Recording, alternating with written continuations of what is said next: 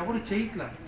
ఇవాళ వాళ్ళ కడుపు పంట ఏంటి, బాగా డబ్బు ఉన్నాడికి పెద్దడికి వీళ్ళందరూ కూడా చదువుకొని వీళ్ళు కూడా మాతో పాటు వచ్చి మా పక్కన కూర్చుంటారా వీళ్ళు అని. ఎప్పటికీ మనకి చదువు రాకూడదు, ఇంగ్లీష్ మీడియం ఉండకూడదు, చదువులో మన కుటుంబాలు ముందుకెళ్ళకూడదు, మనం కూడా అభివృద్ధి చెందకూడదని దుర్మార్గపు ఆలోచన కాకపోతే వాళ్ళది. ఇవాళ ఇంగ్లీష్ మీడియం తీయమని చెప్తాడా?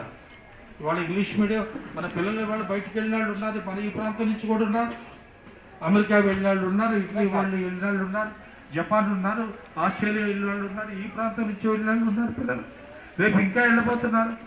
అది ఎందుకు? ఎప్పుడు ఆ లాంగ్వేజ్, ఆ ఇంగ్లీష్ మీద పట్టు ఉంటేనే మనకు తెలుగు మీద ఇంత అనర్గళంగా మనం ఎట్లా మాట్లాడగలుగుతున్నామో అట్లాగే ఇంగ్లీష్ మీద కూడా పట్టు కావాలి.